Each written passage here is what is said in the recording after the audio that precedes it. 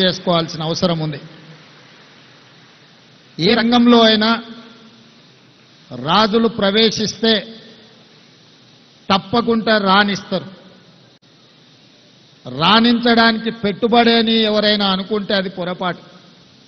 రాణించడానికి వాళ్ళ శ్రమ, వాళ్ళ కమిట్మెంట్, వాళ్ళ ట్రస్ట్, వాళ్ళ శ్రమ వల్ల, నిరంతరం కష్టపడే తత్వం వల్ల ఏదైనా రంగంలో వృత్తిలో వాళ్ళు ప్రవేశిస్తే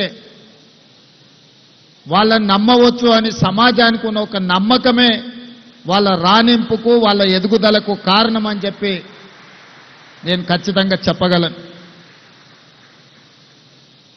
సినీ రంగం గురించి చెప్పాలి అంటే కృష్ణంరాజు గారి పేరు ప్రస్తావించకుండా సినిమా రంగంని మనం ప్రస్తావించలేం.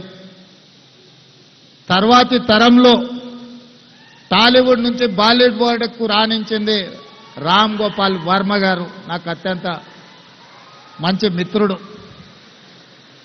అదేవిధంగా ఈరోజు హాలీవుడ్తో పోటీ పడగలిగిన,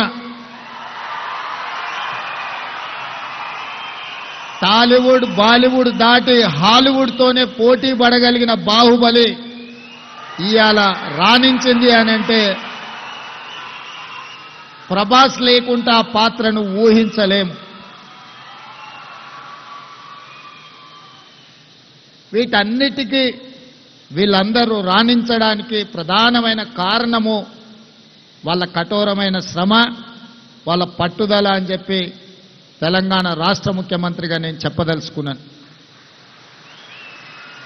అదేవిధంగా తెలంగాణ